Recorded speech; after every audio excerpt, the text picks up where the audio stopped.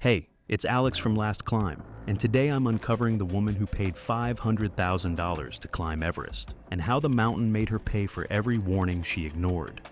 Her arrogance turned the death zone into a business deal. Pay enough, ignore the experts, and assume money makes it all work out. But trust me, what it ended up costing everyone in the expedition will leave you horrified. It was April 22nd, 2017, and the afternoon sun at Everest Base Camp had softened the glacial moraine into a patchwork of gray slush and exposed rock.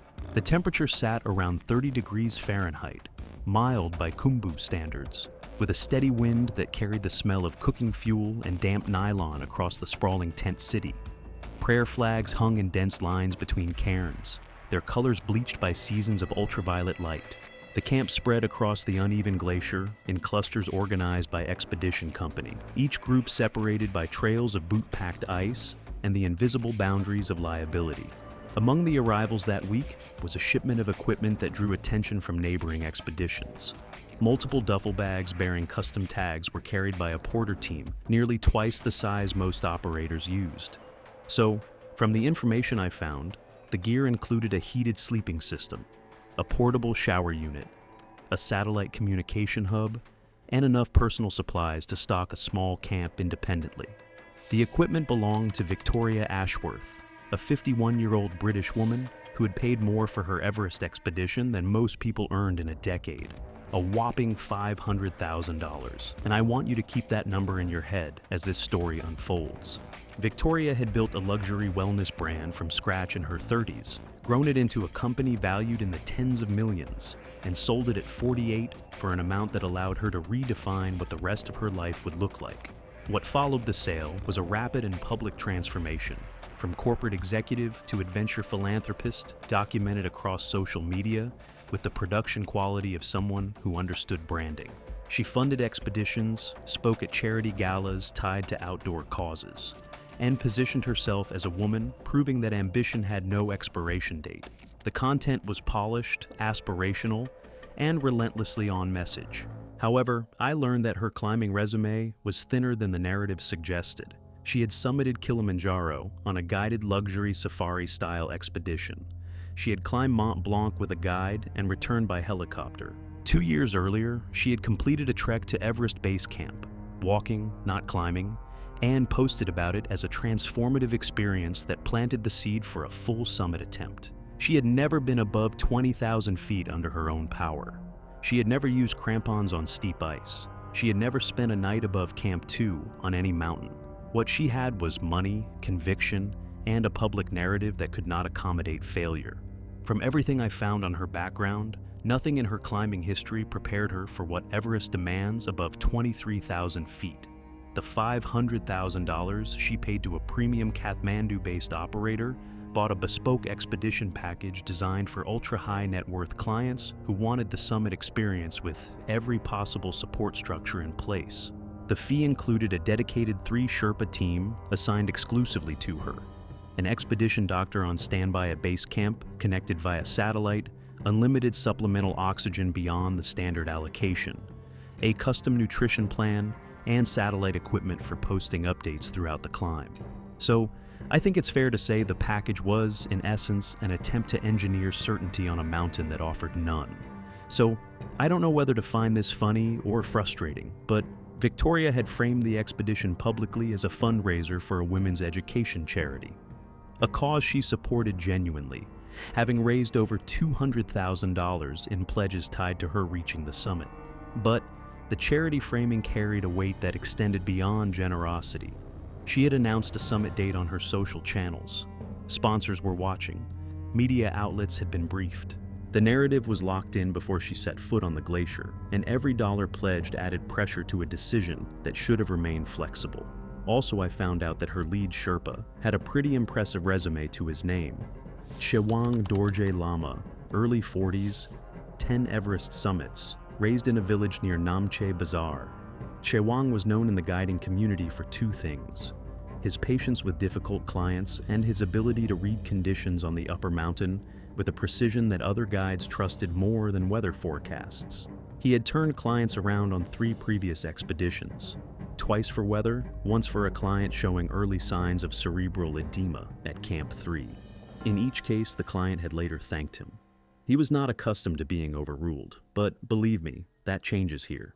His support team consisted of Ngawang Chuldim, late 20s, 3 Everest summits, known for his speed and strength on the fixed ropes, and Pemba Thendu, early 30s, 4 summits, experienced with oxygen management and high-altitude medical emergencies. Together, the 3 Sherpas represented more than 30 combined years of Himalayan experience, a team assembled specifically because the expedition leader recognized that Victoria would need more support than a standard client. Other clients in the expedition later noted that Victoria's Sherpa team was larger than any they had seen, assigned to a single climber. The allocation raised eyebrows.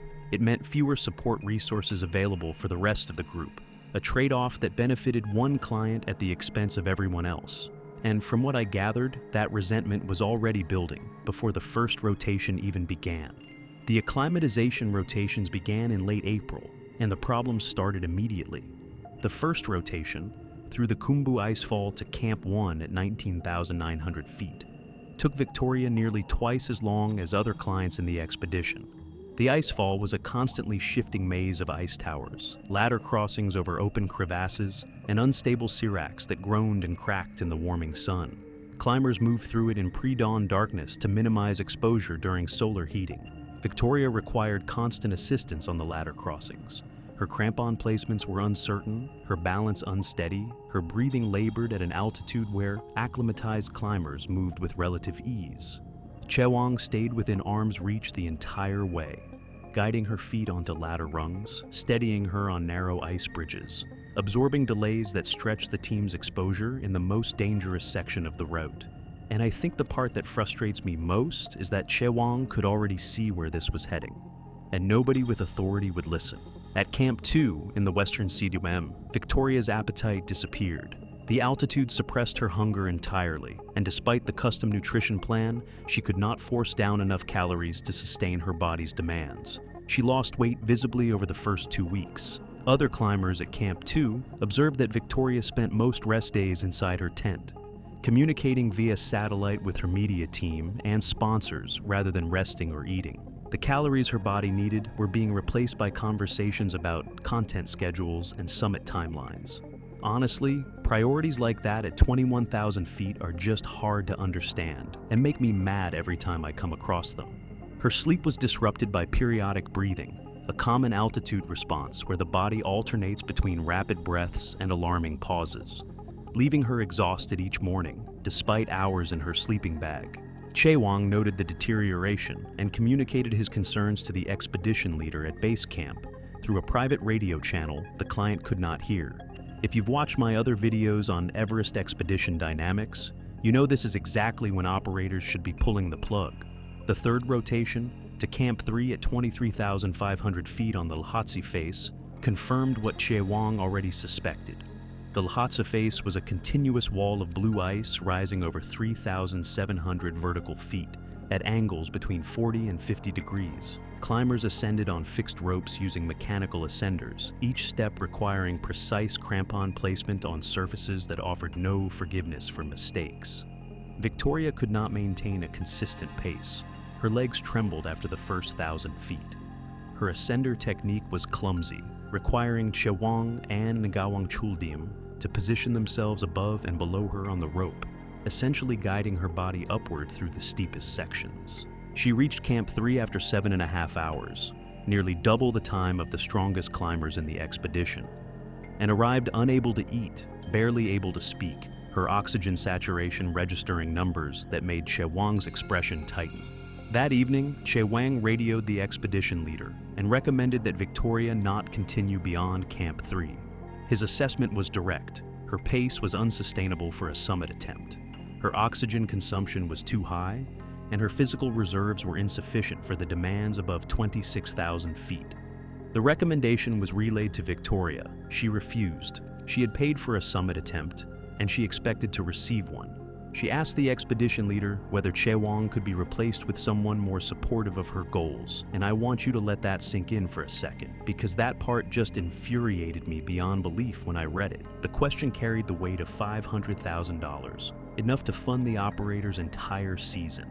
The expedition leader did not replace Chifang, but he did not support Chifang's recommendation either. Instead, he offered a compromise. The team would continue to Camp 4 on the South Col, assess Victoria's condition there, and make a final decision about the summit push based on how she responded to the altitude.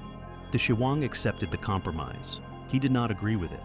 When I found this detail buried in the reports, it just genuinely pushed me over the edge. I have to admit, this is one of the most infuriating stories I've ever had to research on this channel.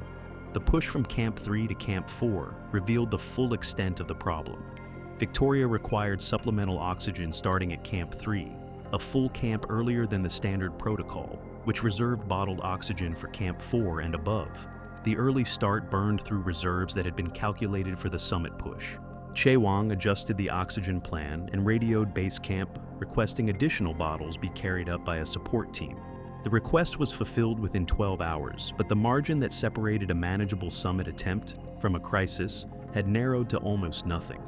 I remember reading this part and thinking, the crisis isn't coming, it's already here, they just haven't named it yet. Camp 4 on the South Col sat at 26,000 feet on a windswept plateau, littered with the debris of decades of expeditions. Abandoned oxygen bottles, shredded tents, frozen waste, and the occasional shape too still to be anything but human remains. The wind was a constant presence, moderate that evening at around 20 miles per hour, cold enough to freeze exposed skin in minutes. Victoria arrived at Camp 4 in the early afternoon, supported by all 3 Sherpas for the final hour of climbing. She could not set up her own tent. She could not prepare her own equipment. And that right there told me everything I needed to know. Pemba Thendu managed her oxygen, food, and hydration while she lay in her sleeping bag, her body announcing with every labored breath that it had reached a threshold the money could not push past. The expedition doctor at base camp reviewed her vitals via satellite, heart rate elevated, oxygen saturation dangerously low, even on supplemental flow, reported symptoms consistent with early-stage altitude illness. His recommendation was clear: descend immediately. Victoria received the recommendation via radio and rejected it. A doctor, an actual medical professional monitoring her vitals in real time, told her to come down, and she said no. I still can't wrap my head around that. She stated that she felt better than the numbers suggested, and that she would rest and reassess before the summit push, scheduled for that night. Chewang made one more attempt. He told the expedition leader directly, not through suggestion, not through diplomatic framing, that Victoria should not attempt the summit. Her pace would require her to spend over 14 hours above 26,000 feet. Her oxygen consumption would exceed the supply they carried. The math was simple, and the conclusion was unavoidable. The expedition leader relayed the message. Victoria's response was that she had paid for 3 Sherpas, extra oxygen, and a summit attempt. And she intended to use all of them. And honestly, my frustration just doubles every time I read this part in the articles. But the expedition leader did not override her decision. The summit push began at midnight. The sky was clear, the wind moderate, the temperature approximately minus 25 degrees Fahrenheit.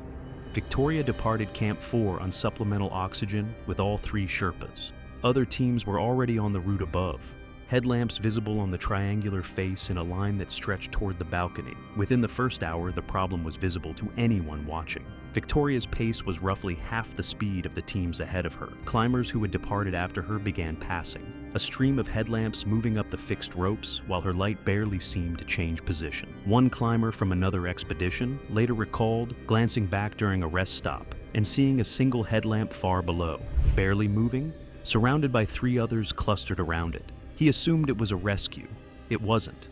It was a summit attempt. When I read that account, it told me everything about how far outside normal this climb had become. Chewang maintained a steady presence beside her, adjusting her pace, monitoring her oxygen flow, watching for the signs he had been trained to recognize. They reached the balcony at 27,600 feet at approximately 5:15 a.m., over 5 hours after departure, roughly 90 minutes slower than the slowest safe pace for a summit attempt. The sun was beginning to light the horizon. Other teams that had departed at the same time were already approaching the south summit. Chewang recommended turning around. The pace was unsustainable. The oxygen consumption at this rate would exhaust their supply before they could complete the descent. Victoria refused. She could see headlamps above. She could see the ridge stretching toward the summit. She was not going back. I need you to understand. This is the third time someone with more experience told her to stop, and 3 times, money won. Above the balcony, the deterioration accelerated. Every 100 feet of elevation required extended rest. Victoria's legs trembled with the effort of supporting her weight on the steep terrain. Ngawang Chuldim and Pemba Thendu took turns supporting her physically, holding her arm to prevent stumbles, positioning her crampons on the fixed rope, carrying her pack to reduce the load on her failing body. The 3 Sherpas rotated through these roles with practiced coordination, but the effort at this altitude was crushing. Each of them was burning oxygen and energy at rates their own bodies could not sustain indefinitely. They reached the south summit at approximately 10:30 a.m., and from the pictures I saw, the view really was extraordinary. The summit pyramid visible above, the Himalayan panorama spreading in every direction under a clear sky. Most teams had already summited and begun descending. The route above was nearly empty. Chewang calculated the remaining oxygen. At Victoria's consumption rate, they had approximately 3 hours of supply. The summit was 1 to 2 hours above them. The descent from the summit back to the South Col took a minimum of 4 to 5 hours for a strong climber. For Victoria, it would take significantly longer.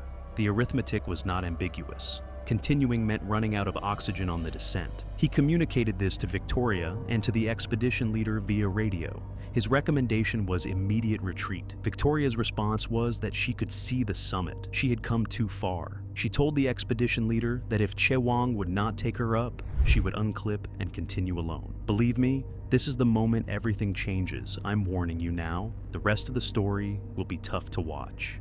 The expedition leader, caught between the Sherpa's judgment and the client's money, instructed Chewang to continue, but to enforce a hard turnaround at 1 p.m., regardless of position. Chewang received the instruction. He did not agree with it, but the alternative, allowing Victoria to continue alone, would almost certainly result in her death within hours. At least with him beside her, there was a chance. And much to my horror, they continued.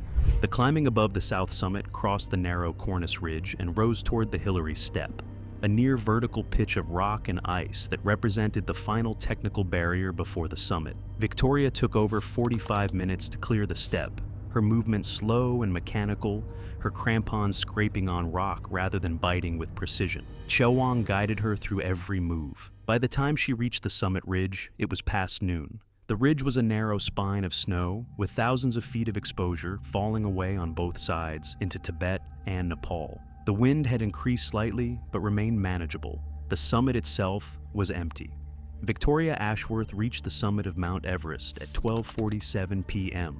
on a clear afternoon. She stood at 29,032 feet, while Pemba Thendu took photographs, and she recorded video messages on her satellite device. She spent 11 minutes on the summit. Chewang urged her to begin descending immediately. She asked for more time to capture content. He took her arm and physically turned her toward the descent route. I had to reread that part at least 10 times. Content was still her priority. At 29,000 feet, with oxygen running out, they began descending at approximately 12:58 p.m., already past the 1 p.m. deadline, before they had taken 10 steps downward. The descent from the summit was slow. Victoria moved with the mechanical caution of someone whose body was operating on the last reserves of energy and oxygen her system could provide. Her first oxygen bottle emptied before they reached the south summit. Pemba Thendu switched her to a fresh bottle, one of the last 2 remaining for the entire 4-person team. The exchange was quick, but every second at this altitude without supplemental flow meant cellular damage accumulating in her brain and muscles. Below the south summit, Victoria's coordination began failing in ways the Sherpas recognized immediately. Her steps became uneven, her crampon placements imprecise. She stopped frequently without awareness that she had stopped, standing motionless on the fixed rope until Chewang touched her shoulder and prompted her forward. Her responses to questions arrived several seconds late. Her words slurred and disconnected. Many frequent viewers of this channel must already recognize these horrifying symptoms. By 3 p.m., they were still above the balcony, a position they should have reached an hour earlier. Victoria's second bottle was running low.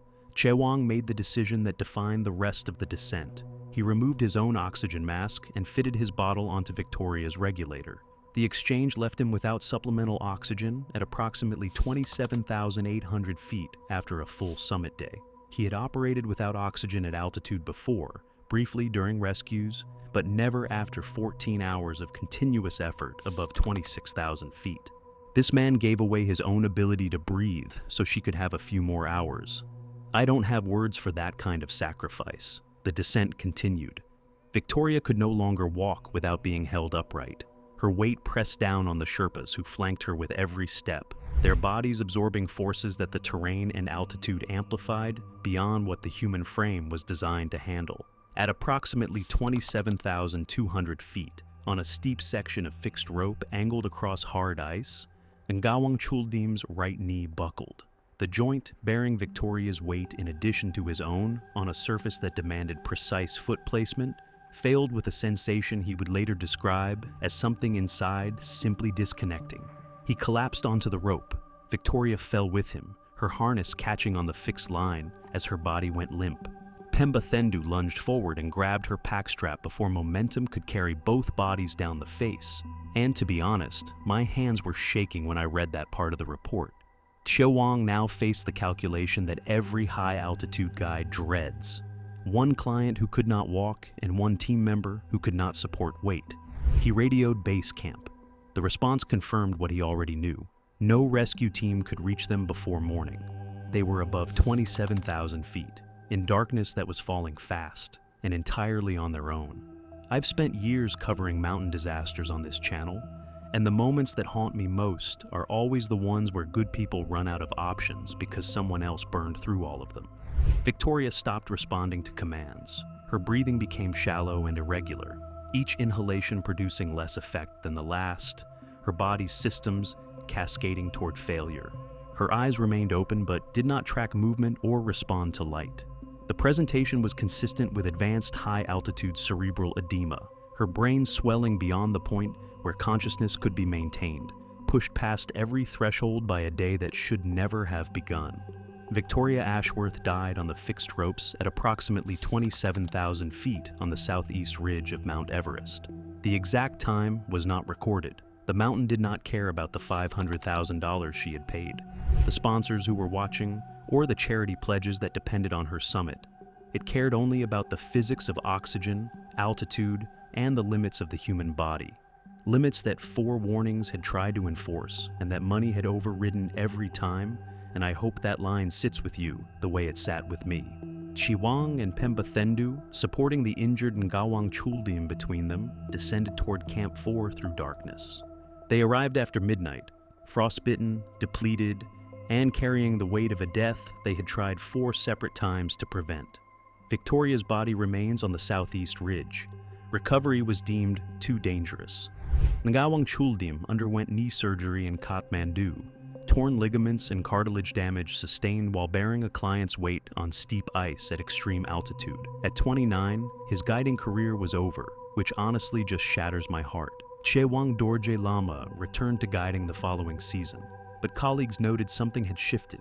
He was quieter, more cautious, more willing to refuse assignments that carried warning signs. He had done everything right on that mountain. Warned, recommended, calculated, adjusted, sacrificed his own oxygen. And none of it had mattered. The money had spoken louder than the mountain, right up until the moment the mountain stopped listening. If I ever had to give an example for why money doesn't buy happiness, this story would be my pick.